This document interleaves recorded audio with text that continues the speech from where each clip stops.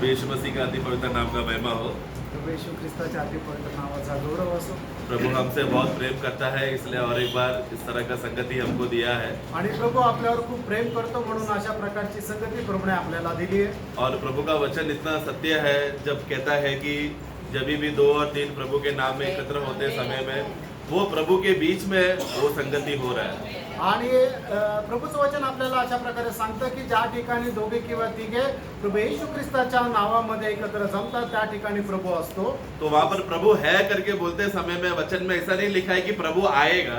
आणि त्या ठिकाणी प्रभू आहे असं म्हटलेलं असताना वचनामध्ये असं नाही लिहिलं की प्रभु येईल, प्रभु है करके लिखा है। आणि प्रभु आहे असं लिहिलेलं आहे। मतलब हमसे भी पहला प्रभु है। आणि आपल्याही अगोदर प्रभु आहे आ तो हम रहे हैं वहाँ पर, आणि आपण तर तिथे येत आहोत। हमें उस स्तर पर हमें लेकर आया है। आणि त्या ठिकाणी प्रभु घेऊन आलाय।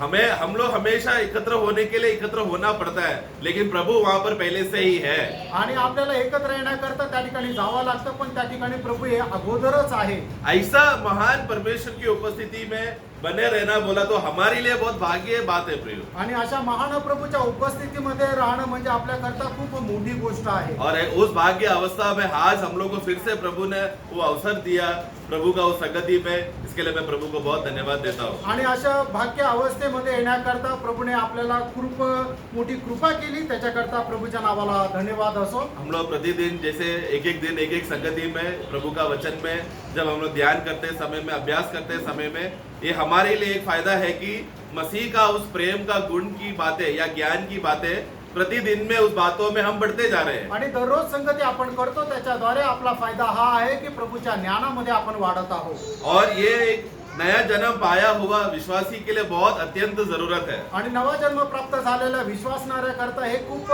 महत्वपूर्ण आहे। और ये उस विश्वासी के लिए बहुत जरूरी है जो अपना प्राण का उद्धार में बढ़ोतरी चाहता है। आणि त्या विश्वासणाऱ्याकरता हे खूप महत्वपूर्ण आहे जो आपल्या जीवाच्या तारणामध्ये वाढ होऊ इच्छितो। गया टाइम हमने प्रभु में जब प्रभु हमारा सृष्टि करता है करके हमने एक विषय को देखा था। आणि मागच्या वेळेला आपण प्रभु हा सृष्टी करता है हे आपण पाहिलं होतं। वो सृष्टि करता किस रीति से सृष्टि करता है, निर्माण करता है, बनाता है, रचता है, रूप देता है, इस विषय में हमने देखा।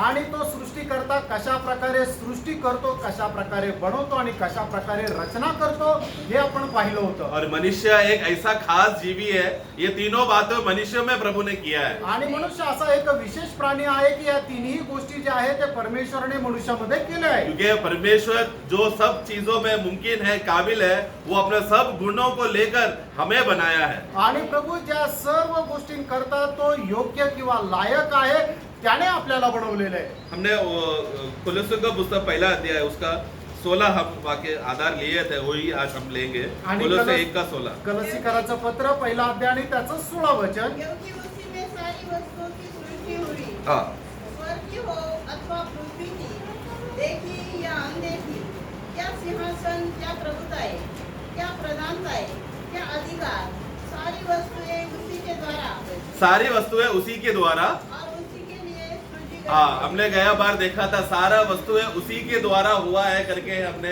हमने देखा था। आणि मागील दिवसामध्ये आपण पाहिलं की सर्व गोष्टीची जी सृष्टी आहे ते परमेश्वराच्या द्वारे झाली आहे। आज हम लोग उसका शुरुआत का भाग में कि हम सब उसमें सृजे गए हैं, उस विषय में हम थोड़ा देखेंगे। आणि मग त्या वचनाचा जो सुरुवातीचा भाग आहे की आपण सर्व त्याच्यामध्ये सृष्टी केला आहोत। हाँ, इंग्लिश में एक्चुअली फॉर बाय हिम, उनके द्वारा करके लिखा है, लेकिन करेक्ट परिभाषा ग्रीक में पढ़ेंगे तो ऐसा आना चाहिए, for we were created in him. आणि इंग्लिशचं भाषांतर पाहिलं तर त्याच्यामध्ये असं लिहिलेलं आहे की त्याच्याद्वारे सृष्टी झाली, पण जर ग्रीक जे खरं भाषांतर आहे त्याच्यामध्ये असं लिहिलेलं आहे की त्याच्यामध्ये सृष्टी झाली। 16 का शुरुआत का भाग फिर से पढ़ना। आणि पुन्हा एकदा 16 वचनाचा सुरुवातीचा भाग वाचा। क्योंकि उसी में उसी में, हम उसी में, सारी वस्तुओं की सृष्टि हाँ उसी में, मतलब सभी बातें मसीह में हुआ है। आणि सर्व गोष्टी ज्या आहेत ते ख्रिस्तामध्ये झाल्या आहेत। हमने गया टाइम क्या देखा था, सब प्रभु ने निर्माण किया, सब प्रभु ने सृष्टि किया, सब प्रभु ने रूप दिया, ये सब हम देखे तो प्रभु करने वाला है करके हम देखे थे। आणि मागच्या वेळेला आपण पाहिलं होतं की परमेश्वराने सृष्टी केली, त्याने बनवलं, त्याने रचना केलं, जे केलं ते परमेश्वराने केलं। लेकिन अभी हम जो विषय जो देख रहे हैं वो है कि सब अभी मसीह में बनाया गया, यानी कि वो जो शब्द मसीह में, वो एक बहुत बड़ा खास पदवी शब्द है जो वहां पर बाइबल में लिखा गया है। आणि आज आपण पाहणार आहे की जे काही गोष्टीची सृष्टी झाली ते सर्व ख्रिस्त येशू मध्ये झाली. हाँ, तो वो मसीह में करके जो एक अवस्था है, ये कोई ऐसा वैसा शब्द नहीं है, ये एक पदवी के बारे में कहा गया है. आणि ख्रिस्तामध्ये रचना झाली किंवा सृष्टी झाली ही एक फक्त शब्द नाहीये, तर वो एक पदवी है. आणि ती एक पदवी आहे. एक वाक्य हम पढ़ेंगे, दूसरा कोरिंदी उसका 15 का 17. दुसरे करंथीकराचं पत्र 15 अध्याय आणि त्याचं हम बहुत 17 बार ये वचन. वाक्य पढ़ते हैं, लेकिन वहां पर शब्द सॉरी 5 का 17. 5 दुसरे करंथीकराचं पत्र 5 अध्याय 5 का 17. 17 वचन. इसलिए यदि कोई मसीह में है यदि कोई मसीह में है, तो वह नई सृष्टि बस तो मसीह में है. आणि जो कोणी ख्रिस्त येशू मध्ये आहे, हाँ, इन क्राइस्ट, जैसा हमने कोलोसियों में अभी पढ़ा कि मसीह में सिरजा गया है, वही शब्द वहां पर इस्तेमाल किया है, जो कोई मसीह में है. आणि जसं आपण कलसीकराचं पत्र पहिला अध्याय त्याच्या 16 वचनामध्ये पाहिलं की ख्रिस्तामध्ये सृष्टी केली गेली, त्याचप्रमाणे दुसरे करंथीकराचं पत्र 5 अध्याय आणि त्याच्या 17 वचनामध्ये पाहतो की जे कोणी ख्रिस्तामध्ये आहे, हाँ, तो वो मसीह में है. वहां पर रहते समय में दूसरा कोरिन्थियों में हम क्या पढ़ते हैं, वो व्यक्ति का पदवी क्या है, उसका टाइटल क्या है वहां पर, आणि मग जे कोणी ख्रिस्तामध्ये आहे त्याचं पद काय आहे, वो एक नया सृष्टि है. आणि तो एक नवीन उत्पत्ती आहे. उस नए सृष्टि, वो वाक्य आगे पढ़ना, पुराना सब कुछ. पुरानी बातें बीत गई। हाँ, देखो वो पदवी नया सृष्टि जब अब बन गए तो वो पदवी का स्टैंडर्ड क्या है, हमारा लेवल क्या हो गया, अभी हमारा पुरानी बातें सब बीत गया. वहां पर उसका अस्तित्व नहीं रहेगा, मतलब वो अभी हमारे सामने प्रकट होकर हमको गिराने के लिए वो पुराना बातें नहीं रहेगा, क्योंकि परमेश्वर अभी हमें मसीह में एक नया सृष्टि में रीति में देख रहा है. आणि आपली जी सृष्टी आहे ते ख्रिस्त येशू मध्ये जर झालेली आहे, तर मग जुन्या ज्या गोष्टी आहेत त्या होऊन गेल्या, म्हणजे त्या बाजूला झाल्या. आणि जुन्या गोष्टी ज्याच्यामध्ये पाप होतं ते पाप आता पुन्हा आपल्याला खाली नाही पडू शकत. कारण का की परमेश्वर ज्या वेळेला आपल्याकडे पाहतो त्या वेळेला तो ख्रिस्तामध्ये आपल्याला पाहतो. क्योंकि मसीह में करके रहने का जो अवस्था एक बहुत ही धन्य अवस्था है, ये सब लोगों के लिए नहीं है. आणि ख्रिस्तामध्ये ही जी अवस्था आहे ती खूप धन्य अवस्था आहे, ती प्रत्येकासाठी नाहीये.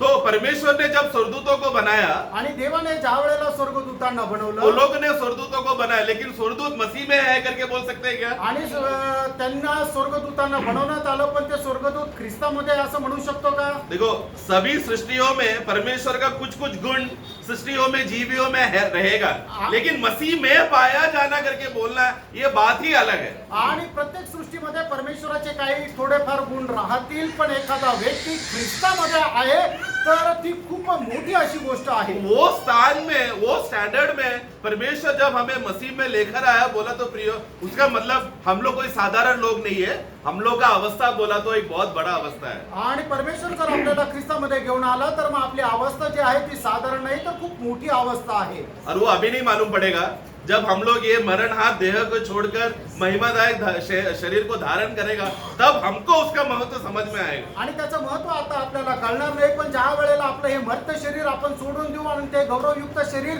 परिधान करू, त्या वेळेला त्याचं महत्व आपल्याला समजेल. क्योंकि उस दिन क्या होने वाला है, कारण त्या वेळेला काय होणार आहे, जब तुरैया फूकी जाएगी, आणि ज्या वेळेला कर्णा वाजवण्यात येईल, जब बहुत बड़ा ललकार होगा. आणि ज्या वेळेला खूप मोठा आवाज नाद केला जाईल. उधर लिखा है पहला तस्लोनियों में कि पहला जो मसीह में मरे हैं वो जी उठेंगे, और हम जो मसीह में जिंदा है वो भी हम बादलों में मिलेंगे. मसीह में का पदवी देखो उधर.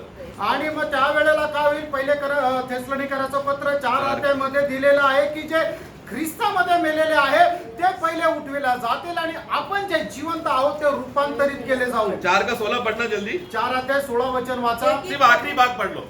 शेवटला भाग वाचा. और परमेश्वर की तुरही फूकी जाएगी, हाँ, हाँ। और जो मसीह में मरे हैं हाँ। वे पहले जी उठेंगे. देखो, जो मसीह में है, मसीह में बने हैं, वो रहेगा. और आज जो हम मसीह में जिंदा है या मसीह में है, वो हम सब लोग बादलों में उठा लिए जाकर फिर उसी मध्य आकाश में प्रभु के साथ हम सर्वदा रहेंगे. आणि सगळ्यात पहिले जे ख्रिस्तामध्ये मेले ते उठविल्या जातील आणि आपण जे जिवंत आहोत ते आपण रूपांतर केले जाऊ आणि त्याच्या नंतर मध्य आकाशामध्ये प्रभू येशू ख्रिस्ताला भेटू. ये बात जब हम लोग ये विषय को जब हम पढ़ते समय में, ये बात को हम समझते समय में, ये बहुत ही एक सीरियस बात लेने वाला विषय है, क्योंकि पहला हम लोग ऐसा नहीं थे. आणि हा खूप गांभीर्याने घेणारा विषय, कारण याच्या अगोदर आपण असे नव्हतो, म्हणजे आपण ख्रिस्तामध्ये नव्हतो.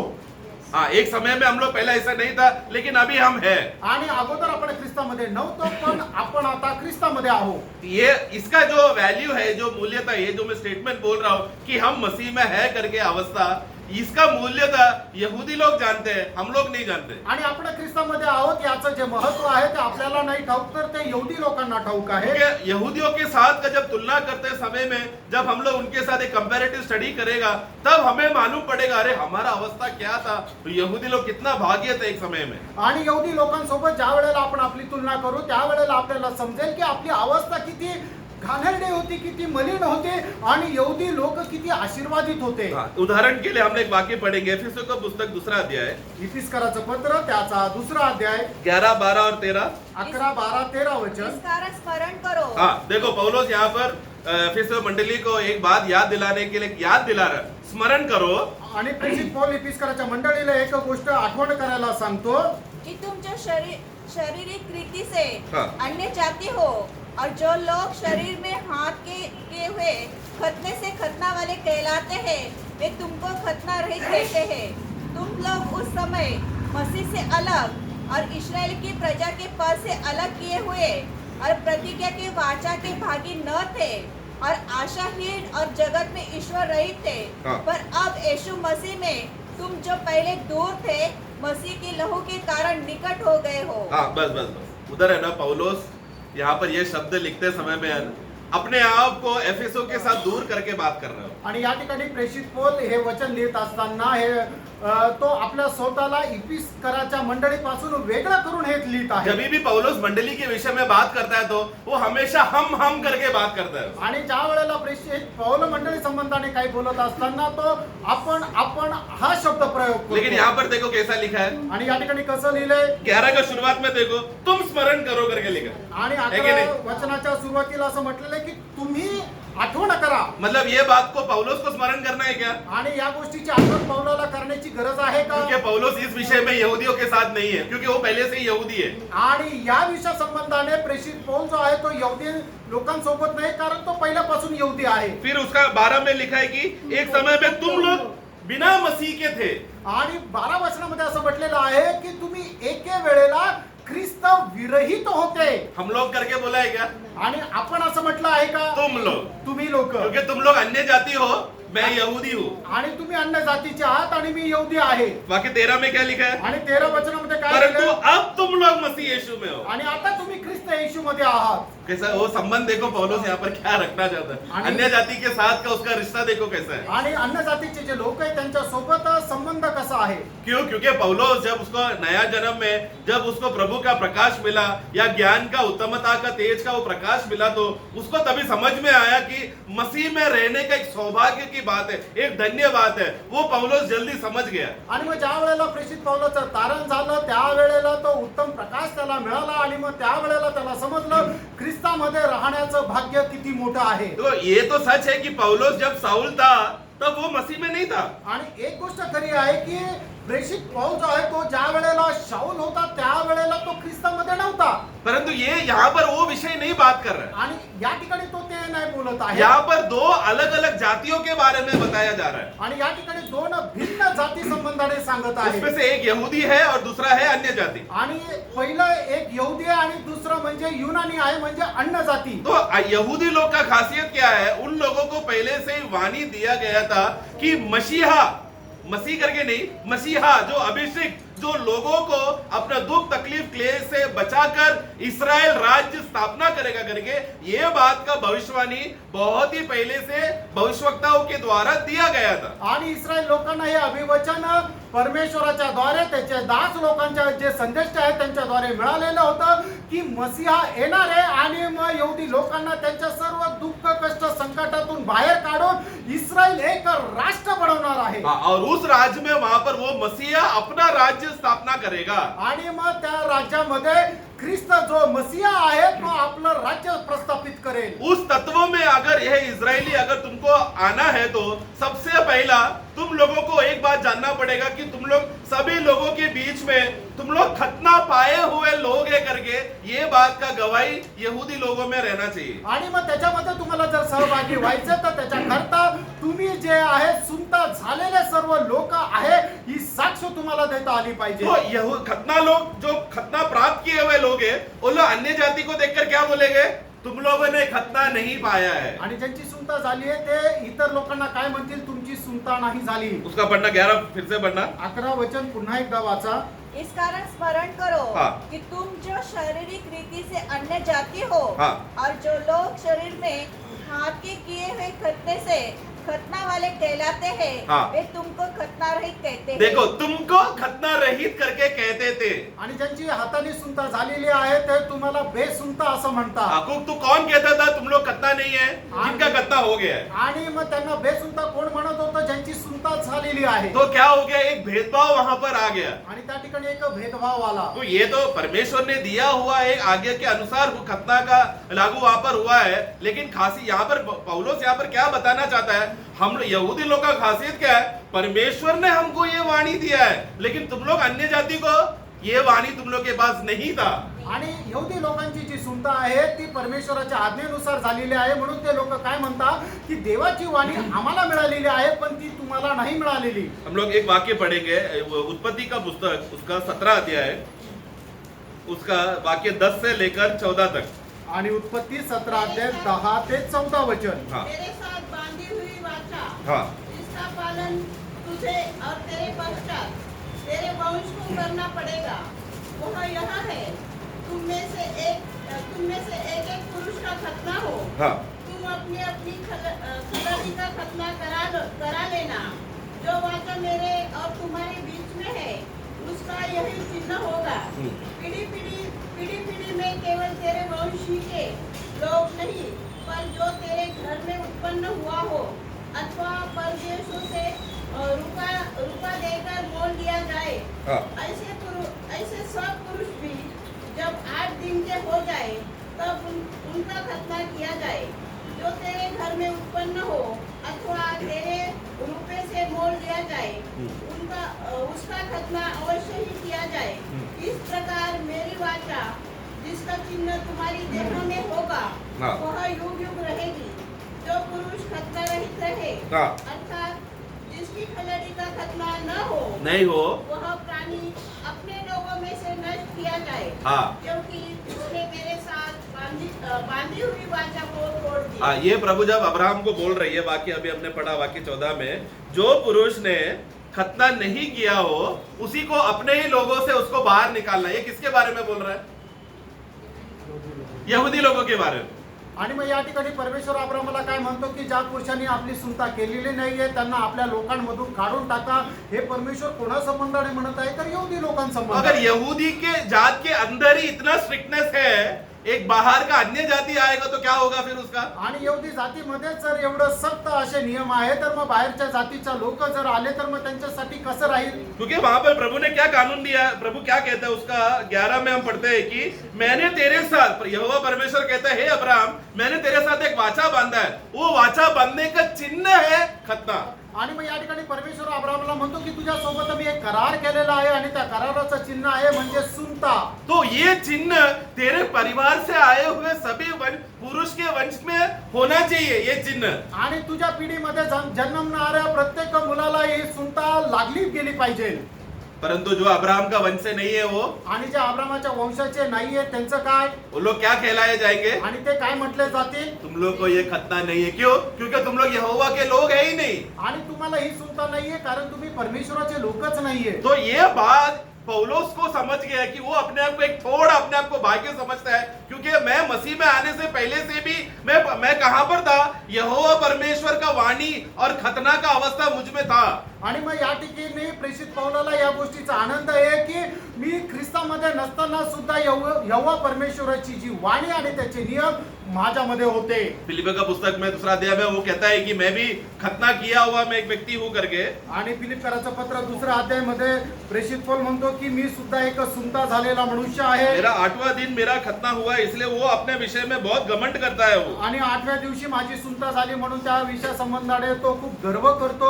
8वें दिन मेरा खतना हुआ. हाँ बस बस बस उसका तीसरा अध्याय में क्या हाँ, तीसरा सॉरी दिन 3 का 5 यस 8वां दिन मेरा खतना हुआ. मतलब पौलुस को अपने विषय में वो गवाह है कि मैं यहूदी वंश से मैं आया हूँ, बेंजामिन मैं गोत्र का हूँ, मैं एक यहूदी हूँ, मैं इस्राएल, इसलिए मैं शाऊल हूँ. मैं कौन हूँ? मैं वो खतना इस्राएल का वंश का मैं एक भागी हूँ. आणि फिलिपकराचं पत्र 3रा अध्याय आणि त्याच्या 5 वचनामध्ये प्रेषित पौल म्हणतो की मला या गोष्टीचा जर मला कुठल्या गोष्टीचा अभिमान बाळगायचा तर मी या गोष्टीचा अभिमान आहे मला की मी यहूदी वंशाचा आहे, बेंजामिन गोत्राचा आहे आणि 8व्या दिवशी माझी सुनता झालेली आहे. तो जरा सोचो अगर हमारा जन्म पुराने नियम में होता हम लोग को आराधना करने होता था क्या? आणि जर आपला जन्म जुन्या करारामध्ये झाला असता तर आपण आराधना करू शकलो असतो का? प्रियो इसलिए मैं बता रहा हूँ मसीह में होना करके जो पदवी है, जो अवस्था है, ये बात हमको बताता है कि हम कितने भाग्यशाली है. आणि आपण ख्रिस्तामध्ये आहोत हे जर आपल्याला म्हणून घ्यायचंय तर मग आपल्याला ही गोष्ट समजून घ्या खरोखर आपण किती भाग्यशाली तो हम आहोत. लोग गलती से अभी के समय में जन्म नहीं लिया, ये कोई इत्तेफाक नहीं है. ये परमेश्वर ने एकदम फिक्स प्लानिंग करके मंडली को ये समय में रखा है जहां पर जिसका भाग हम भी हो चुके हैं. आणि मग आपण जे आता ख्रिस्तामध्ये आहोत ते असेच नाहीये तर परमेश्वराने आगाऊ हे सर्व योजना बनवून ठेवलेली आहे की आपण त्याच्या मंडळीचा एक भाग आहोत. निर्गमन का पुस्तक एक्सोडस निर्गमन 12 का त्याचा 12 अध्याय 43 से 49 जल्दी पढ़ना. आणि 43 ते 49. फिर यहोवा ने मूसा और हारून से कहा, हाँ। पर्वत की विधि यह है, हाँ। कोई परदेशी उसमें से न खाए. देखो यह वहां पर पर्व देते समय में पर्व का सबसे बड़ा कानून जो उनको दिया गया है कि एक विदेशी यानी कि जो इजरायली गोत्र का नहीं है वो ये पर्व का भाग नहीं ले सकता. आणि मग त्या सणाचा मुख्य असा नियम असा आहे की जो इस्रायली गोत्राचा नाहीये तो याच्यामध्ये सहभागी नाही होऊ शकत. तो अभी हम लोग का क्या? आणि मग आपलं काय? हम लोग पुराने नियम में जन्म लिए. सोचो आणि जर आपला जुन्या करारामध्ये जन्म झाला असता हमको तर- खबर मिला अरे यहोवा परमेश्वर जो सबसे शक्तिशाली परमेश्वर है उसने मिस्र देश से इस्राएल गोत्रों को बाहर निकाला, लाल समुद्र पार किया, यरीहो का दीवारों को तोड़ दिया, वही सच्चा परमेश्वर है. चलो मैं भी चलता हूँ आराधना करने. ऐसा मैंने मन भी रखा, इच्छा रखा तो मैं फसोन का भाग ले सकता हूँ क्या? आणि मग जर आपण जुन्या करारामध्ये जन्मला असतो आणि आपण जर अशा प्रकारे ऐकलं असतं की यहोवा परमेश्वर ज्याने मिस्र देशामधून इस्रायलाला बाहेर काढलं, तांबडा समुद्र पार केला आणि यरीहोची भिंत पाडली, तोच खरा सर्वशक्तिमान परमेश्वर आहे. चला मी सुद्धा जाऊन यरूशलेम मध्ये त्याची आराधना करतो असं आपण त्या वेळेला करू शकलो असतो का? नहीं होगा उसे. आणि ते शक्य नसतं. क्यों? क्योंकि वो इस्राएल गोत्र के वंश का भाग नहीं है, मेरा लोग नहीं है. तू एक परदेशी है, तू इसका भाग नहीं ले सकता. आणि ते इस्रायल गोत्राचा एक भाग नाहीये, ते माझा लोक नाहीये, तू याच्यामध्ये सहभागी नाही होऊ शकत. लेकिन प्रभु वहां पर एक विषय, वहां पर एक बात कहता है. आणि प्रभू त्या ठिकाणी एक विषय असं म्हणतो लेकिन वाक्य 44 आणि त्याचं 45 वचन. हाँ जो किसी का मोल लिया हुआ हाँ दास मतलब उस समय में गुलामों को खरीदा जाता था. कोई अन्य जाति गुलाम एक यहूदी के घर में है, वो क्या कर सकता है? वो पढ़ना, फिर से पढ़ना. और जो किसी का मोल लिया हुआ दास हो, हाँ और तुम लोगों ने उसका खतना किया हो, देखा कब खतना किया होना चाहिए? जब तुमने खरीद लिया था, पहले से ही उसका अगर खतना किया है तो क्या कर सकता है? तो वह उसमें से खा सकते. उसमें से मतलब वो घर के अंदर जो फिसोन का मांस जो आएगा उसका थोड़ा भाग तुम वो दास को गुलाम को दे सकता है अगर पहले से ही खतना किया है तो. आणि मग जर एखादा तुम्ही अन्य जातीचा एखादा दास जर तुम्ही विकत घेतलेला असेल, ज्या वेळेला तुम्ही त्याला घेतला आहे त्याच वेळेला जर तुम्ही त्याची सुनता केली असेल तर मग तो वरांडानाचं जे मांस आहे तो खाऊ शकतो. 48 त्याचं 48 वचन. और यदि कोई परदेशी हाँ तुम लोगों के संग रहकर हाँ यहोवा के लिए पर्व को मानना चाहे हाँ तो वह अपने यहाँ के सब पुरुषों का खतना कराए. हाँ तब वह समीप आकर हाँ उसको माने हाँ और वह देशी मनुष्य के तुल्य ठहरेगा. कब होगा? आणि हे केव्हा होणार? उसको थोड़ा शर्त है. आणि त्याच्याकरता काही अट आहे. पहला क्या, उसको नगर में आना, देश में रहना चाहिए. थोड़ा समय के लिए इजराइल देश में रहना पड़ेगा. आणि काही वेळा करता त्याला इस्रायल देशामध्ये राहावं लागेल. वो इजराइल देश में यहोवा परमेश्वर का सामर्थ और बल और उनका गवाही सुनने के बाद उसके मन में इच्छा होना चाहिए यही सच्चा परमेश्वर है, मैं भी इसका सेवा करूंगा. आणि मग तिथे राहिल्यानंतर परमेश्वराच्या सामर्थ्याचा त्याने अनुभव घेऊन त्यांनी साक्ष द्यायला पाहिजे की हाच खरा परमेश्वर आहे आणि मग मी सुद्धा त्याच्यामध्ये राहील. तो फिर उसको क्या करना पड़ेगा? वो और उसके घराने के सब पुरुषों को खतना करना पड़ेगा, फिर आने वाले फसोन के टाइम में वो खा सकता है। अगर खतना नहीं किया है तो उस साल का फसोन का पर्व नहीं खा सकता। आणि मग तो आणि त्याच्या परिवारातल्या सर्व लोकांनी काय करायला पाहिजे, सुंता करायला पाहिजे, तर मग येणाऱ्या त्या वरांडणाच्या सणामध्ये तो सहभागी होऊ शकतो, नाहीतर नाही होऊ शकत। लेकिन मोआब के घर में अगर एक अन्य जाति को एहसास हो रहा है कि यहोवा परमेश्वर सत्य परमेश्वर है, वो फसोन का पर्व खा सकता है क्या? आणि मोआबाच्या घराण्यापैकी कोणाला जर अशा प्रकारचं दर्शन झालं की यहोवा परमेश्वरच खरा परमेश्वर आहे, तर तो वरांडणाच्या सणामध्ये सहभागी होऊ शकतो का? प्रिय, इधर दुविधा देखो, अन्य जातियों का दुविधा को जरा समझो। आणि जे अन्य जातीचे लोक आहेत त्यांच्यामध्ये येणारा जो असा कटू प्रश्न आहे तो बघा। यहूदियों के लिए ऐसा कोई दुविधा नहीं है, आणि यहूदी लोकांसाठी अशा प्रकारे काही पेच नाही, क्योंकि उसको अब्राहम के वंश से जन्म लिया है, तो ऑलरेडी उसके पास वाचा है, जन्म से वाचा है, उसको बस 8वां दिन खतना करना है, बाकी उसको प्रॉब्लम नहीं है। आणि अब्राहमाच्या पिढीमध्ये जर त्याचा जन्म झालेला आहे तर परमेश्वराने जो ते अब्राहमाशी केलेला करार हा त्याला लागू पडतो, फक्त त्याला 8व्या दिवशी सुंता झाली पाहिजे। लेकिन अन्य जाति वैसा नहीं है। आणि अन्य जाती तसे नाहीये, अन्य जाति एक बहुत ही अभागी अवस्था है। आणि अन्य जाती जे एकदम अभाग्य अशी अवस्था आहे। वो यहोवा सच्चा परमेश्वर को पहचान भी लिया तो भी उसका उद्धार गारंटी नहीं है। आणि खरा परमेश्वर यहोवा याला त्यांनी ओळखलं तरी सुद्धा त्यांचं तारणच होईल याचा काही गॅरंटी नाही। अनुग्रह से हम इसके विषय में पढ़ते हैं, विश्वासी से राहाब ने जब अपने घर पे जासूसों जब आए थे बचाने के लिए, जब उसने बचाया तब उसको उसके ऊपर दया मिला, इसके लिए वो और उसका परिवार बच गई, क्योंकि उसने घर के बाहर झंडा रखा था।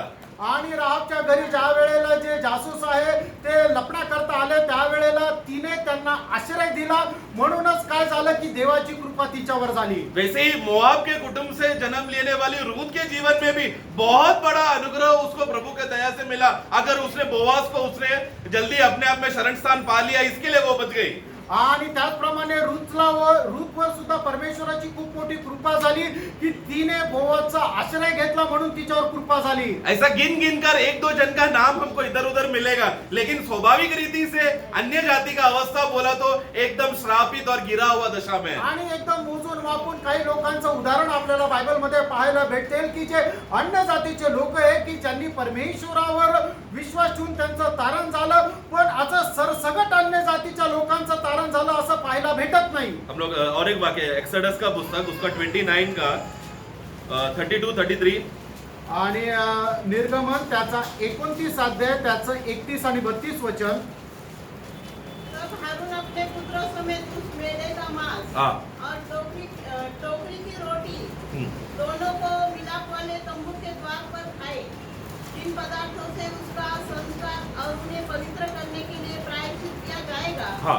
उनको तो वे खाए, हाँ। परंतु पराये कुल का कोई उन्हें न खाने। हाँ, देखो वहां पर शब्द क्या, देखो वहां पर अहरोन और उसके संतानों को पवित्र करके याजकीय सेवा का पद के लिए उनको समर्पित करने का सेवा का रिवाज है, वहां पर चल रहा है अभी वो 29 अध्याय में।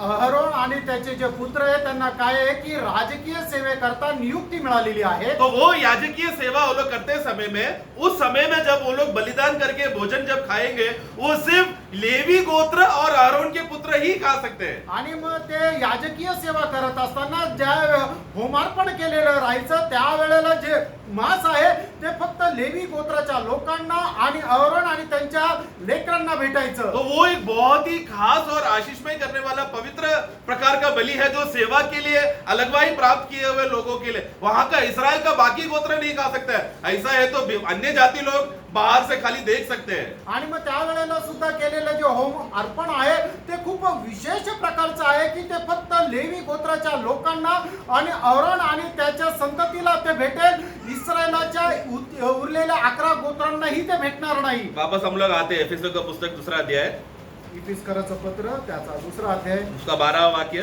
त्याचं 12 वचन। खतना का अवस्था वहां पर देखा हमने, आणि सुंताची अवस्था त्या ठिकाणी आपण पाहिली। तुम लोग उस समय मसीह से अलग हाँ और इस्राएल की प्रजा के पद से देखो, हाँ मसीह से अलग। तो ऊपर का जो 11वां वाक्य, जो तुम लोग खतना रहित लोग हैं, उसका मतलब क्या क्या है करके 12वां वाक्य में बता रहा है। 12 वाक्य में क्या बता रहा है कि तुम लोग अन्य जातियों में यहोवा परमेश्वर उतर कर आकर तुमको वाचा बांधकर एक मसीहा आएगा और मोआब देश को स्वतंत्र करेगा, कानान देश को स्वतंत्र करेगा, मिस्र देश को स्वतंत्र करेगा। ऐसा वाचा कोई भी अन्य जाति को नहीं मिला। एक मसीहा आके बचाएगा करके ऐसा वाचा पुराने नियम में इस्राएल गोत्रों को छोड़कर कोई भी गोत्र को नहीं मिला। इसलिए वहां पर कह रहा है कि तुम लोग मसीह रहित थे। आणि मग जुन्या करारामध्ये फक्त आणि फक्त इस्रायल लोकांनाच परमेश्वराने तो करार केला होता की मसीहा येईल आणि मग इस्रायल लोकांना त्या मिस्र देशापासून सोडवे, त्यांच्या सर्व दुःख संकटापासून सोडवे। पण अशा प्रकारचा करार यहोवा परमेश्वराने ना मिस्री लोकांशी, ना मोआबी, ना कनानी अशा कुठल्याही जातीच्या लोकांशी केला नव्हता। आगे बढ़ना, मसीह रहित थे और इस्राएल की प्रजा के पद से अलग किए हुए हाँ और प्रतिज्ञा के वाचा के भागी न थे। हाँ, देखो कोई भी प्रतिज्ञा किसी के साथ भी बांधा नहीं गया था आणि कुठल्याही प्रकारचा करार अन्य जातीच्या लोकांशी केलेला नव्हता। और फिर आगे और आशाहीन मतलब आशा नहीं, और जगत में ईश्वर रहित। आशाहीन मतलब क्या? आशा नहीं। आशा नहीं मतलब क्या? मतलब वो दशा समझो प्रियो। मतलब मुझे अभी मेरा कौन मुझे आकर बचाएगा? मैं अभी अगर मेरा हत्या हो गया तो मेरा नरक पक्का। आशा रहित, आशाहीन, मेरे पास कोई उम्मीद नहीं है मुझे बचने का। ये किसका दशा है प्रियो? एक समय में हमारा था। आणि मग जुन्या कराराच्या जे अन्य जातीचे लोक आहेत ते एकदम आशा विरहित होते। म्हणजे काय की त्यांना कुठल्या प्रकारची आशा नव्हती की त्यांना वाचवणारा कोण आहे असं त्यांना अजिबातच आशा नव्हती। तशाच प्रकारची एक अवस्था आपलं तारण होण्याच्या अगोदर आपली होती। और जगत में ईश्वर रहित। ईश्वर रहित मतलब क्या? कुछ भी तकलीफ आ गया, कौन सा ईश्वर का नाम लेगा तो लोग बच जाएंगे? वो ईश्वर का नाम उनको नहीं है। आणि जगामध्ये राहत असताना त्यांना कुठल्या प्रकारचं संकट आल्यानंतर, कुठल्या देवाचं नाव घेतल्यानंतर त्या संकटापासून वाचतील असा कुठलाही एक परमेश्वर त्यांच्या करता नव्हता। पूरा विश्व इस्राएल लोग क्या बोलते हैं? यहोवा मेरा बल है, यहोवा मेरा चट्टान है, यहोवा मेरा चरवाहा है। कोई भी परिस्थिति में यहोवा बोलकर उनका आश्रय का अवस्था इस्राएली लोगों को मिल जाता था। लेकिन अन्य जाति को कौन सा नाम लेकर उनको वो सुविधा से बच सकते थे? वो उनका दुविधा से बच नहीं सकते थे वो लोग। आणि इस्रायल लोक काय आहे की ते यहोवा माझं बल आहे, यहोवा माझा खडक आहे, यहोवा माझा मेंढपाळ आहे असं ते म्हणत होते। कारण का की प्रत्येक संकटातून सोडवण्याकरता त्यांच्या करता एक आश्रयस्थान होतं। तसं अन्य जातीच्या लोकांना असं कुठल्याही प्रकारचं आश्रयस्थान नव्हतं। ऐसा आशा रहित या ईश्वर रहित दशा इस्राएल को कभी हुआ है क्या? आणि अशा प्रकारे ईश्वर रहित अवस्था इस्रायल लोकांची कधी झाली का? हमारा हुआ है आपली झाली। प्रियो। हम लोग कौन थे प्रियो? प्रियानो, आपण कोण होतो? परंतु अभी हम मसीह में हैं करके बोला तो क्या? आणि आता आपण ख्रिस्तामध्ये आहे हे सांगायचं म्हणजे काय? कोलोसों का पुस्तक में 2 का 11 से 13 पढ़ना। कलसीकराचं पत्र 2 अध्याय 11 ते 13 वचन वाचा। उसी में तुम्हारा ऐसा खतना हुआ जो हाथ से नहीं होता, अर्थात मसीह का खतना जिससे शारीरिक देह उतार दी जाती है और उसी के साथ बपतिस्मा में गाड़े गए और उसी में परमेश्वर की सामर्थ पर विश्वास करके जिसने उसको मरे हुए में से जिलाया उसके साथ जी भी उठे, उसने तुम्हें भी जो अपने अपराधों और अपने शरीर की खतना रहित दशा में मुर्दा थे। देखो, खतना रहित दशा में हम लोग जो मरे हुए, तो पुराना नियम का अवस्था मतलब हमारे पास व्यवस्था नहीं था। उस व्यवस्थाहीन दशा में हम जो मरे हुए थे उसके साथ जिलाया और हमारे सब अपराधों को क्षमा किया। सब अपराधों, 1-2 नहीं, सब अपराधों, जन्म से लेकर मृत्यु तक का जितना भी अपराध है सारे अपराधों को मसीह में हमको क्षमा कर दिया, छुटकारा दे दिया। आणि आपण जे परमेश्वराच्या नियम शास्त्रा विरहित होतो, बेसुंता होतो आणि आपण आपल्या पापामध्ये पडलेलो होतो, पण प्रभू येशू ख्रिस्ताच्या रक्ताच्या द्वारे आपल्या सर्व प्रकारच्या पापांची क्षमा झाली। अभी एक यहूदी, अभी ये वाक्य पढ़कर यहूदी का दुविधा समझो। आणि हे वाक्य वाचून यहूदी लोकांचा पडलेला पेच पहा। यहूदियों का दुविधा क्या मालूम है? आणि यहूदी लोकांचा एक मोठा प्रश्न काय आहे? लेविया का पुस्तक उसका 16 अध्याय में है। वर्ष का 1 साल का जो जुबली नहीं, वो साल में 1 बार का उनको बलि करना पड़ता है। डे ऑफ अटोनमेंट करके एक दिन है, 16 अध्याय उसका क्या हेडिंग पढ़ना खाली? प्रायश्चित का दिन। हाँ, प्रायश्चित का दिन। ये दिन खासियत क्या मालूम है? ये दिन में सारा इजरायली लोग वहां पर इकट्ठा होते थे। अगर उनके बीच में कोई अन्य जाति भी है वो लोग भी इकट्ठा होते थे। प्रायश्चित का दिन में एक साल का पाप का क्षमा हो जाता था। आणि मग इस्रायल लोक काय आहे की वर्षातून एकदा एकत्र येत असे आणि मग जे अन्य जातीचे जरी असेल तरी त्या ठिकाणी येत असे आणि वर्षातून एकदा वर्षभरामध्ये केलेल्या सर्व पापांची क्षमा त्यांना भेटत असे। ये आप लोग टाइम मिला तो पूरा अध्याय पढ़ लेना, पूरा उसमें लिखा है। मैं समय बचाने के लिए पूरा अध्याय नहीं पढ़ रहा। आणि वेळ वाचवण्याकरता मी पूर्ण अध्याय नहीं वाचत आहे। अभी हम लोग ने जो कोलोसियों 2 में हमने पढ़ा कि मसीह में हमारा सारा अपराध माफ किया है, ये वाक्य पढ़ने के बाद एक यहूदी दुविधा में आ जाएगा। अरे मेरा साल का एक ही बार का पाप का क्षमा हो रहा है, लेकिन मसीही बन गया, अगर मैं विश्वासी बन गया, मैं मंडली का भाग हो गया, तो मेरा कितना साल का क्षमा है? मैं जितना दिन जिंदा हूं पूरा समय का मेरा पाप क्षमा है। वो दुविधा में आ गया हो। आणि मग या ठिकाणी जे आपण लेवीच्या पुस्तक 16 अध्यायामध्ये पाहतो की वर्षातून एकदा जो आहे प्रायश्चित्ताचा बली केला जायचा आणि तो यासाठी राहायचा की वर्षभरामध्ये एखाद्या मनुष्याने केलेले जे पाप आहे त्या पापाकरता ते प्रायश्चित्ताचं बलिदान राहायचं आणि मग त्याला त्याच्या पापांची क्षमा मिळायची। पण कलोसीकराच्या पत्रामध्ये आपण पाहतो की जे कोणी ख्रिस्त येशूमध्ये आहे त्याने त्याच्या जीवनामध्ये केलेल्या सर्व प्रकारच्या पापांची त्याला क्षमा मिळते आणि ती क्षमा कुठपर्यंत राहतं? तो या शरीरामध्ये आहे तोपर्यंत। म्हणूनच मग इस्रायल लोकांना पडलेला खूप मोठा प्रश्न हे आहे की मला तर फक्त 1 वर्षाच्या पापांची क्षमा मिळते आणि हे लोक ख्रिस्तामध्ये आल्यानंतर त्यांना संपूर्ण आयुष्यभराच्या पापांची क्षमा मिळते। इस्राएल को तो बलि करना पड़ेगा तो क्षमा मिलेगा, हमको बलि करने की जरूरत नहीं है, विश्वास करना काफी है। आणि इस्रायल लोकांना पापांची क्षमा कशी मिळायची? बलिदानाच्या द्वारे। पण आपल्याला बलिदान करण्याची गरज नाहीये, आपल्याला फक्त आणि फक्त विश्वास ठेवायचा आहे। हमारा बलि किसने किया?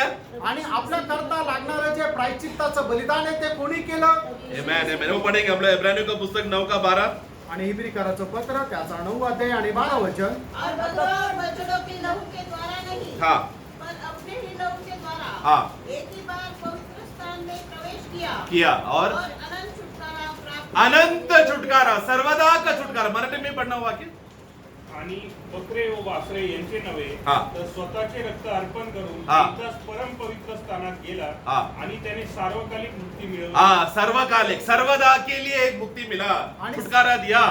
सार्वकालिक मुक्ती जी आहे त्याच्याद्वारे त्यांनी दिली।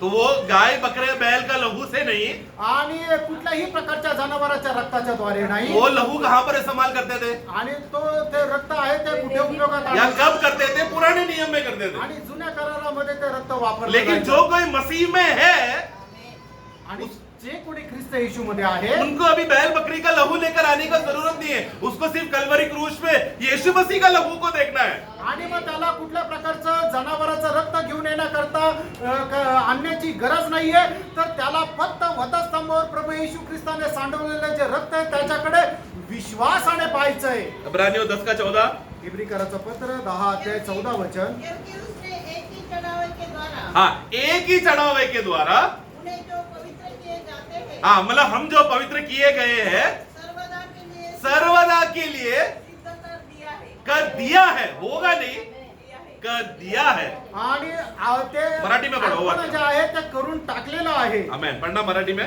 कारण पवित्र होणाऱ्यांना त्यांनी एकाच अर्पणाने सर्व काळचे पूर्ण केले आहे। हाँ, ये बात जब क्रूस में ये घटना हो रहा था, यीशु मसीह जब कलवरी क्रूस में मरकर प्रायश्चित बलि दे रहा था, ये घटना के टाइम में एक व्यक्ति इसका गवाही देख रहा था। आणि मग ज्या वेळेला प्रभू येशू ख्रिस्त आपलं स्वतःचं शरीर अर्पण करत होता वधस्तंभावर, त्या वेळेला ही गोष्ट एक व्यक्ती पाहत साक्ष देत होता। कौन है वो? तो कोण आहे? नहीं, अगला वाक्य पढ़ो, इब्रानियों का पुस्तक 10 का 15। आज पवित्र आत्मा भी हाँ, हमें यही गवाही देता है, क्योंकि उन्होंने वो गवाह को देखा क्रूस पे यीशु मसीह मर रहा है करके, पवित्र आत्मा ने देखकर हमको ये गवाही देता है। आगे, क्योंकि उसने पहले कहा था, हाँ प्रभु कहता है हाँ कि जो वाचा मैं उन दिनों के बाद हाँ, उसका 17 पढ़ो। फिर वो यह भी कहता है, उनके पापों को हाँ, और उनके अधर्मों को, अधर्म के कामों को हाँ, फिर सभी स्मरण मैं कभी स्मरण नहीं करूंगा। पवित्र आत्मा यीशु मसीह का क्रूस का सिद्ध बलिदान को देकर हमारे हृदय में गवाही दे रहा है, अभी मैं तुम लोग के पापों को और अधर्म के कार्यों को कभी भी याद नहीं करूंगा। आणि पवित्र आत्मा प्रभू येशू ख्रिस्ताने वधस्तंभावर दिलेलं जे अर्पण आहे ते बघून आपल्या हृदयामध्ये अशा प्रकारची साक्ष देतो की परमेश्वर आपल्या अनीतीचे जे काम आहे ते याच्या पुढे कधीही स्मरण करणार नाही। ये आप समझते हैं, हमारा अवस्था भी समझ रहे हैं क्या? आणि आपली अवस्था आता समजत आहे का? एक समय इस्राएली लोग श्रेष्ठ गोत्र थे, आणि एके वेळेला इस्रायल लोक जे आहे ते परमेश्वराच्या गोत्राचे होते, क्योंकि अब्राहम के द्वारा उनको वाचा मिला, आणि अब्रामाच्या द्वारे त्यांना करार मिळाला, उनको खतना मिला, त्यांना सुमता मिळाली, मूसा के द्वारा व्यवस्था मिला, आणि मोशेच्या द्वारे नियमशास्त्र भेटलं, सारा आज्ञाएं और प्रतिज्ञाएं और सब कुछ उनके पास है, आणि सर्व प्रकारच्या आज्ञा आणि प्रतिज्ञा त्यांच्याकडे आहे, उनके पास परमेश्वर है, त्यांच्याकडे परमेश्वर आहे, उनके पास आशा है। त्यांच्याकडे आशा आहे। हम लोग कौन थे? आपण कोण होतो? हम लोग आशा रहित थे, आपण आशा विरहित होतो, परमेश्वर रहित थे। व ईश्वर रहित होतो। पर पहला पत्रोस 2:10 में हम क्या पढ़ते हैं? पहिले पेत्र 2 अध्याय 10 वचनामध्ये आपण काय वाचतो? तुम पहले तो कुछ भी नहीं थे, देखो यहाँ पर पत्रोस भी देखो कैसा बोल रहे हैं, तुम पहले कुछ भी नहीं थे, कुछ भी नहीं थे, पर अब परमेश्वर की प्रजा हो। अब परमेश्वर की प्रजा हो। बोलो अभी हम लोग परमेश्वर का प्रजा बन गए। आगे तुम पर दया नहीं हुई, दया नहीं था, पर अब तुम पर दया हुई। अब दया हुआ है। आणि याच्या अगोदर तुम्ही काहीच नव्हते पण आता परमेश्वराची प्रजा झालेले आहात, आणि अगोदर तुमच्यावर दया नव्हती पण आता तुमच्यावर दया झालेली अभी आहे। क्या क्या है हमारे पास? आता आपल्याकडे काय काय आहे? ये सब बातें क्यों है हमारे पास? आणि या सर्व गोष्टी आपल्याकडे का क्योंकि आहेत? हम मसीह में हैं। कारण आपण ख्रिस्तामध्ये आहोत, मसीह में नहीं है तो आणि ख्रिस्तामध्ये आपको नाही यहूदी परिवार में ही जन्म लेना पड़ेगा, आणि मग आपल्याला यहुदी परिवारामध्ये जन्म घ्यावा फिर लागेल, 8वां दिन खतना करना पड़ेगा, आणि मग 8व्या दिवशी सुद्धा करावी और लागेल, रोज बार बार बलिया अर्पण करना पड़ेगा, आणि आपल्याला नेहमी अर्पण करावं लागतील। रोज फिर साल का एक बार का बड़ा बलिदान का पर्व रहेगा, उसमें भी आपको प्रेजेंट होना पड़ेगा, उपस्थित रहना पड़ेगा। आणि वर्षातून एकदा जे प्रायश्चित्ताचं बलिदान केलं जातं त्याच्यामध्ये सुद्धा तुम्हाला उपस्थित राहावं लागेल। लेकिन नया नियम है, आणि नवीन करारामध्ये यीशु मसीह जब क्रूस पर मरा तब हम लोग प्रेजेंट थे क्या वहां पर? आणि प्रभू येशू ख्रिस्त वधस्तंभावर गेला त्यावेळेला आपण तिथे उपस्थित होतो का? हम लोग तो जन्म भी नहीं लिया ना, आपला तर जन्म पण नव्हता ना। लेकिन प्रभु ने क्या किया? आणि प्रभूने काय वो केलं? जब क्रूस पे मरा उसने संतानों को देखा करके, ऐसे का पुस्तक 53 अध्याय याच्या त्याचा 53 अध्याय उसका 10 पढ़ना। त्याचं 10 वचन वाचा। तो भी यहोवा तो भी यहोवा को ये भाया कि उसे कुचले, उसको कुचले, इसी ने उसको रोगी कर दिया, उनको रोगी कर दिया। वो अपना प्राण दोष बलि करे, तो हमारे लिए जब उसका यीशु मसीह ने अपना प्राण को दोष बलि के रीति में अर्पण किया, तब वो अपना वंश देखने अपना वंश को देखा, हमें देखा, मंडली को देखा। आणि मग ज्या वेळेला प्रभू येशू ख्रिस्ताने आपल्या करता आपला प्राण दिला त्यावेळेला त्याने काय केलं? आपल्याला पाहिलं। तो हमारा उद्धार, मैंने कुछ तीर्थ यात्रा किया, मैंने थोड़ा अगरबत्ती जलाया, थोड़ा कैंडल जलाया, थोड़ा नारियल फोड़ा, उसकी वजह से नहीं है ये उद्धार। आणि आपल्याला मिळालेलं तारण आपल्या कुठल्या यात्रेमुळे किंवा आपण अगरबत्ती पेटवली किंवा नारळ फोडलं किंवा मेणबत्ती पेटवली म्हणून नाहीये। एफेसों का पुस्तक 2:8 में हम क्या पढ़ते हैं? आणि इफिसकाराचं पत्र 2 अध्याय त्याच्या 8 वचनामध्ये आपण काय पाहतो? क्योंकि विश्वास के द्वारा विश्वास के द्वारा अनुग्रह से तुम्हारा उद्धार हुआ है। आगे और यह तुम्हारी ओर से ये तुम्हारी ओर से नहीं, वरन परमेश्वर का दान है। परमेश्वर का दान है। आणि विश्वासाच्या द्वारे कृपेनेच तुमचं तारण झालेलं आहे, आणि हे तुमच्याद्वारे नाही तर हे देवाचं दान तो आहे। परमेश्वर को ये भाया, जैसे इसाइया 53 में पढ़ा, परमेश्वर को ये भाया कि यीशु मसीह को हमारा छुटकारे का विषय में एक दान स्वरूप बलिदान भेजे करके जब परमेश्वर को भाया, उनको अनुग्रह हुआ, हमारे ऊपर कृपा हुआ, हम लोग बच गए। विश्वास के द्वारा हमने विश्वास किया, हम बच गए। आणि मग परमेश्वराला हेच आवडलं की आपल्या पापाच्या प्रायश्चित्तानिमित्त प्रभू येशू ख्रिस्ताला वधस्तंभावर अर्पण करावं, आणि त्याची कृपा आपल्यावर झाली, आणि त्या कृपेमुळे आपण वाचलो। जिस दिन से हमारा पाप का क्षमा हो चुका, जिस दिन से हमारा छुटकारा हो चुका है, तब से हम मसीह में हैं। आणि ज्या वेळेला आपलं तारण झालं, आपल्याला पापांची क्षमा मिळाली, तेव्हा आपण ख्रिस्तामध्ये आहोत। कोलोसा 3:1 कलसीकराचं पत्र 3 अध्याय त्याचं पहिलं वचन। अतः जब तुम मसीह के साथ जिलाए गए हाँ। तो स्वर्गीय वस्तु की खोज में रहो, हाँ। जहाँ मसीह विद्यमान में है हाँ। और परमेश्वर की दाहिनी ओर बैठा है। 2 और 3 भी पृथ्वी पर की नहीं हाँ। परंतु स्वर्गीय वस्तु पर ध्यान लगाओ हाँ। क्योंकि तुम तो मर गए हाँ। और तुम्हारा जीवन मसीह के साथ परमेश्वर में छिपा हुआ है आगे। आमीन।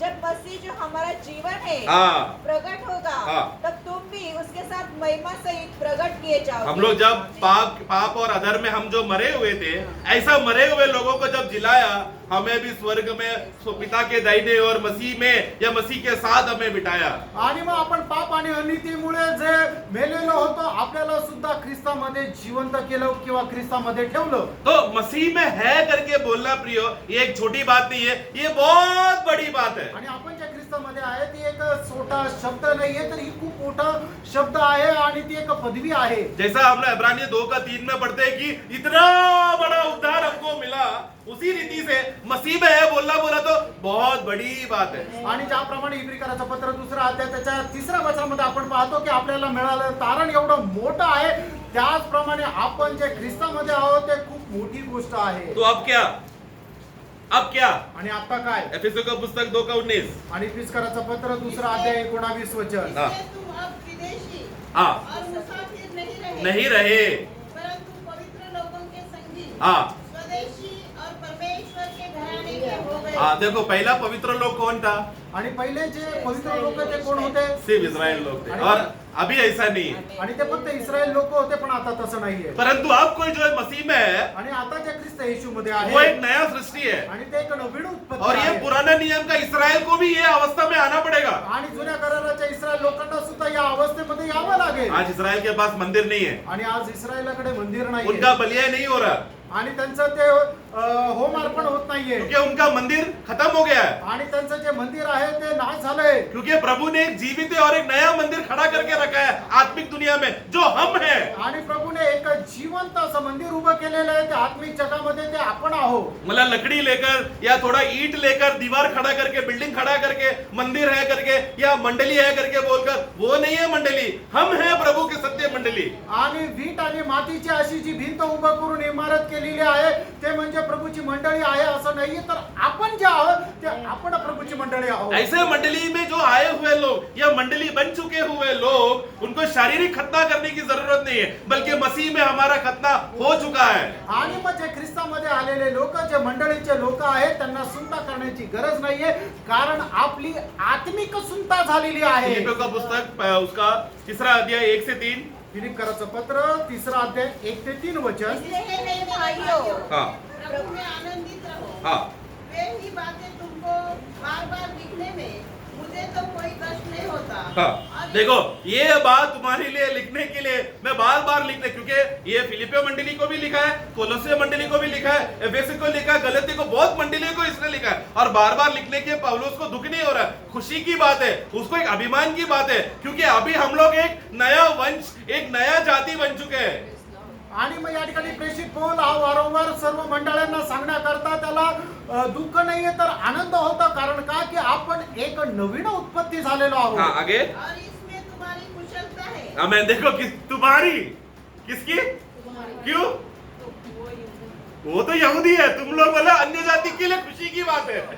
आणि या ठिकाणी जे अन्य जातीचे लोक आहेत त्यांच्याकरता आनंदाची गोष्ट हाँ, आहे। आगे। कुत्तों से चौकस रहो। हाँ। उन बुरे काम करने वालों से चौकस रहो। हाँ। उन काट-कूट करने वालों से चौकस रहो। हाँ, मतलब किसके बारे में बोल रहा है? जो खतना का उपदेश लेकर आकर मंडली में फूट लाने देखेगा, यहूदियों का रीत रिवाज लाकर मंडलियों में कार्य करने के लिए कोशिश करेगा, ये सब बातों से दूर रहो। ये लोग दुष्ट सेवक लोग हैं, इनसे दूर रहो।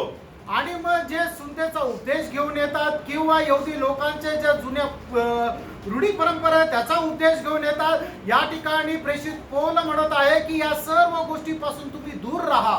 और फिर वाक्य 3, क्योंकि खतना वाले तो हम ही हैं। खतना वाले तो हम ही है। देखो यहाँ पर इसमें कौन भी है? पौलुस भी है। देखो पौलुस, देखो कैसा दिमाग लगा, मतलब वो आत्मा में लिखा हुआ बात है, क्योंकि उसने भी पहचान लिया, मैंने जो यहूदियों का, मैं जो शाऊल बनकर जो खतना लिया है, वो खतना का वैल्यू नहीं है यीशु मसीह में, मुझे अभी आत्मिक खतना लेना पड़ेगा। इसलिए वो कह रहा है हम वो खतना है। आणि मग प्रेषित पावलाला माहिती आहे की ज्या वेळेला मी शाऊल होतो त्यावेळेला माझी सुनता झाली आहे, पण ती सुनता माझं तारण करू शकत नाहीये. मला तारणा करता आत्मिक सुनता जी करणं गरजेचं आहे की जे प्रभू येशू ख्रिस्तामध्ये मला व्हायची गरज आहे. आणि म्हणूनच मग या ठिकाणी प्रेषित पाऊल असं म्हणत आहे की आपली म्हणजे ज्यांनी ख्रिस्ताला परिधान केलेलं आहे, जे ख्रिस्त येशू मध्ये आहे, त्यांना आपल्या सोबत घेऊन तो म्हणतोय की आपली जी सुनता आहे ती आत्मिक सुनता आहे. पौलुस जो 8वां दिन खतना लिया वो घमंड अभी कर नहीं सकता. आणि 8व्या दिवशी जी त्याची सुनता झाली तो गर्व नाही करू शकत. मेरे पास मूसा है, मेरा पिता मूसा है, मेरा पिता अब्राहम है, मेरा पिता दाऊद है, ऐसा लोग अभी घमंड नहीं कर सकते. आणि माझा बाप अब्राहम आहे, माझा बाप दाऊद आहे, मी 8व्या दिवशी सुनता माझी झाली आहे असं लोक गर्व नाही करू ऐसा शकत. यहूदियों का कोई भी बात का हम लोग घमंड नहीं कर सकते, क्योंकि अभी हम क्या हो गए, मसीह में हमारा खतना हुआ है, या हम हमारा खतना मसीह हम हुआ है असली खतना.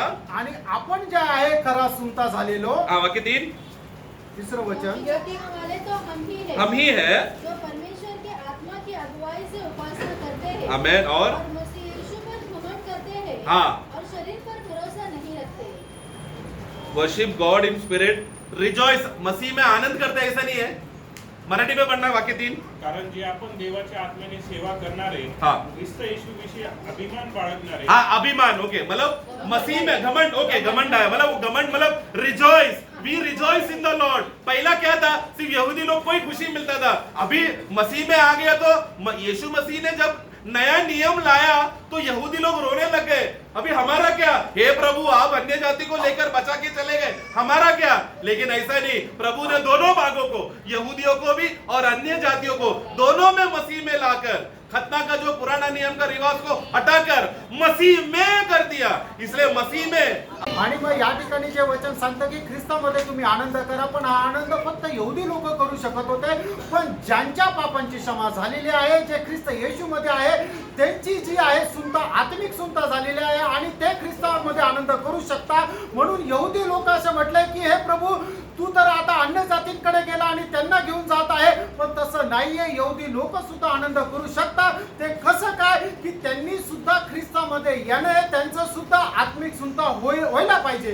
बहुत से वाक्य लेना था लेकिन मैं समय हो गया बोलकर मैं कट शॉर्ट कर रहा हूँ. आणि पुष्कळ वचन सांगायची होती पण वेळ संपला म्हणून मी ते थोडक्यात सांगतो. बस 2 मिनट में और लेना चाहता हूँ. अजून 2 मिनिट मी घेऊ इच्छितो. बस मसीह में हम लोग है करके वो शब्द का महान अवस्था क्या है बस बताना चाहता हूँ. आणि त्या शब्दाची थोरवी मी सांगू इच्छितो कि हम मसीह में है करके बोलते समय में प्रियो, ये वाक्य हम जब भी पढ़ते कि हम मसीह में है, हृदय में इतना बड़ा आनंद होना चाहिए ना प्रियो, क्योंकि इससे बड़ा खुशी और कुछ भी नहीं है. आणि ज्या वेळेला आपण हे वचन वाचतो किंवा ऐकतो की आपण ख्रिस्तामध्ये आहे, त्यावेळेला आपल्या हृदयामध्ये आनंदाच्या उकळ्या फुटल्या पाहिजे. किंवा याच्यापेक्षा मोठी गोष्ट काहीच नाही. जल्दी एक वाक्य पढ़ना, उत्पत्ति का पुस्तक 1 अध्याय वाक्य 20. उत्पत्ती 1 अध्याय त्याचं 20 वचन. प्रभु सृष्टि में एक बहुत बड़ा कार्य करने वाला है. आणि प्रभू सृष्टीमध्ये एक मोठं कार्य करणार आहे. एक 20. हाँ, फिर परमेश्वर ने कहा, हाँ. जल जीवित प्राणियों से बहुत ही भर जाए. बस बस बस बस. फिर उसके बाद उसका 24वां वाक्य. आणि त्याचं 24 वचन. हाँ, पृथ्वी से एक एक जाति के जीवित प्राणी, हाँ. अर्थात घरेलू पशु, बस बस बस बस बस. प्रभु अभी किसको देखकर बात कर रहा है, किससे बात कर रहा है, ये दोनों वाक्य में. आणि या दोन्ही वचनामध्ये प्रभू कोणाशी बोलत आहे. मेरा सवाल समझा. आणि हा प्रश्न समजला का. उसका 20 वाक्य फिर से पढ़ना. 20 वचन पुन्हा एकदा वाचा. परमेश्वर ने हाँ. कहा.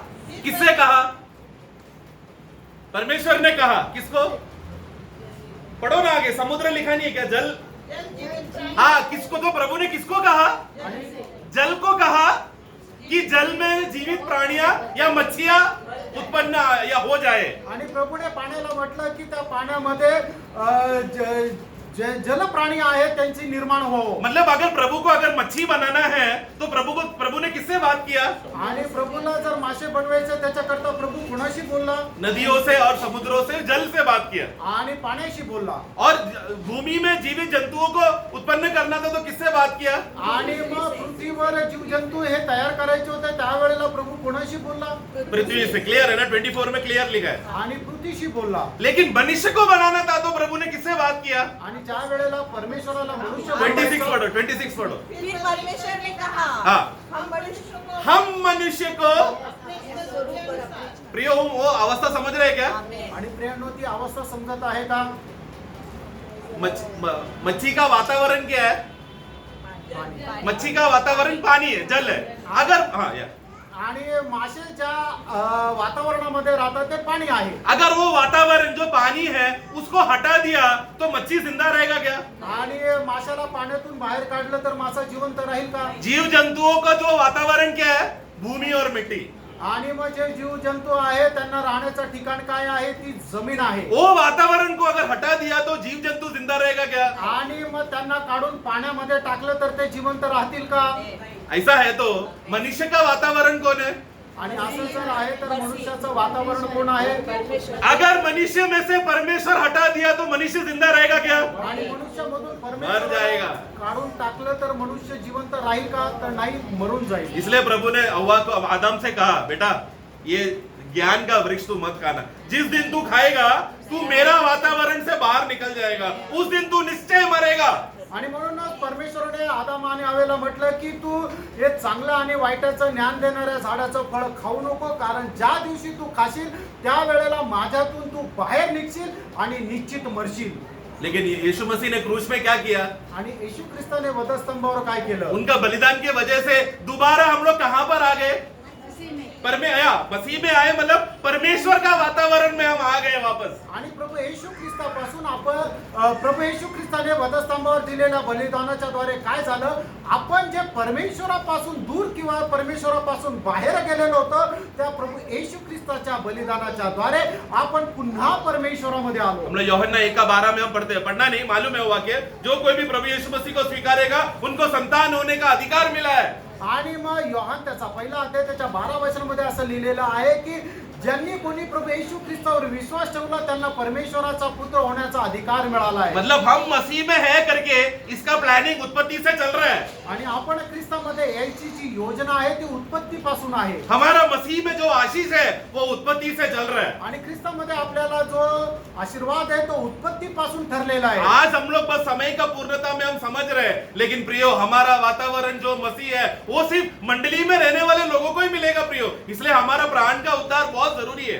आणि मग आपलं तारण जे प्रभू येशू ख्रिस्त आहे ते कोणाला मिळणार? जे मंडळीलाच मिळणार आहे, कारण आपल्या जीवाचं तारण महत्वपूर्ण तो आहे. प्रभु ने जब सुसमाचार के द्वारा हमें वचन देकर हमें उद्धार किया, प्रेरितों का कार्य 2 अध्याय का आखिरी वाक्य क्या लिखा है? जैसे जैसे लोग नया जन्म पा रहे थे प्रभु उनको मंडली में जोड़ रहा था, मसीह का वातावरण में जोड़ रहे थे, हम लोग मंडली का वो सुरक्षित स्थान में हम आ गए। ये हमारा बहुत ही भाग्य अवस्था है प्रियो। आणि प्रेषितांचे कृत्य 2 अध्यायाने त्याच्या शेवटल्या वचनामध्ये असं म्हटलेलं आहे की प्रभू तारण प्राप्त झालेल्या लोकांना दररोज मंडळीमध्ये जोडत होता. तो प्रियो हम प्रभु को धन्यवाद करें कि अभी हम मसीह में है। आणि आपण प्रभूला धन्यवाद द्या की आपण आता ख्रिस्तामध्ये आहोत. जो कोई मसीह में है वो एक नया सृष्टि है, आणि जे कोणी ख्रिस्त येशू मध्ये आहे ते नवीन उत्पत्ती आहे. और जो कोई मसीह में है वो परमेश्वर का वातावरण में जी रहा है। आणि जे कोणी प्रभू मध्ये आहे ते परमेश्वराच्या वातावरणामध्ये जगत जो आहे. वाटिका आदम और हव्वे ने ईदन वाटिका खो बैठा, आज हमको मसीह में वही वाटिका में आत्मिक मंडल में स्तर में रखा है।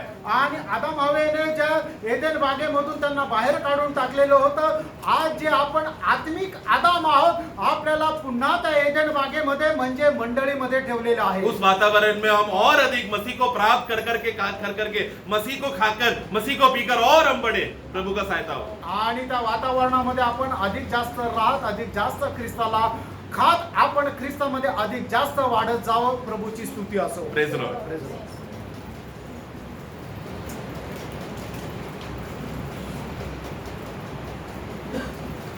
Praise the Lord. Praise Lord. कितना सुंदर वचन आया हमारे जीवन में। हम कोई चाहते हुए भी हम नहीं आया, प्रभु का अनुग्रह से आया। आज जो मसीह यीशु में है वो एक नया सृष्टि है। वास्तव में प्रभु में आया हुआ लोगों का अनुभव एक बहुत बड़ा एक चमत्कार है। आज दुनिया का सबसे बड़ा चमत्कार एक व्यक्ति मसीह में आना है। ये बहुत बड़ी बात है ना। तो आज मसीह में हमको कैसी अवस्था में लाया? जब पाप आया परमेश्वर के साथ का संगति वहाँ पर टूटा था, लेकिन अभी यीशु मसीह में वापस हमें वो संगति मिला। इतना बड़ा अनुभव है, इतना श्रेष्ठ बात है। इसलिए प्रभु बार बार बोलता है तुम मुझ में बने रहो और मैं तुझ में, है ना। मतलब ये बहुत अनोखा बात है। बहुत सुंदर रीति में प्रभु ने वचन के द्वारा हमसे बात किया। हमें ये बात को परखना है। आज भी ये वचन सुना हुआ लोगों में कोई भी अभी तक अगर ये अवस्था में नहीं है, उनके लिए अवसर है। आज मैं मसीह में है क्या? क्योंकि जो मसीह में है उसके ऊपर दंड की आज्ञा नहीं, मरेगा तो नरक का सजा नहीं, और जो मसीह में है वो मसीह में मरेगा तो स्वर्ग में मिलेगा, नहीं तो भाव में मरेगा, नरक में मिलेगा।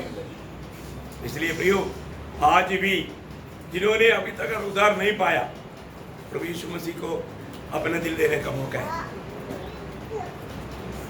आज मैं मसीह में है कि नहीं, ये बात को हमें पार कर देखना है। आइए अपने आगे बंद करिए। प्रभु ने सुंदर वचन से हमसे बात किया। अनेक लोग परखना प्रिय, आज ये संदेश आया और मैं मसीह के बाहर है तो मेरा कोई भी कृत्य से मैं कभी धर्मी नहीं बन सकता। इवन आज इस्राएली क्यों ना हो, उन्हें भी आज मसीह में होना है। उनका बाप दादाओं का रूढ़ी परंपरा का घमंड बोल करके वो स्वर्ग नहीं पहुंच सकता। आज स्वर्ग पहुंचने के लिए एक ही मार्ग प्रभु यीशु पर विश्वास करना है। एक समय में वो लोग घमंड कर सकते थे, पर तो आज वो सारे बात खत्म हो गया।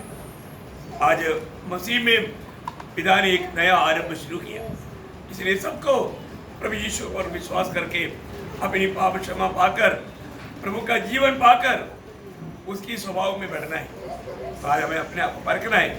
आज मैं कहाँ मरे, मैं मसीह में है कि नहीं?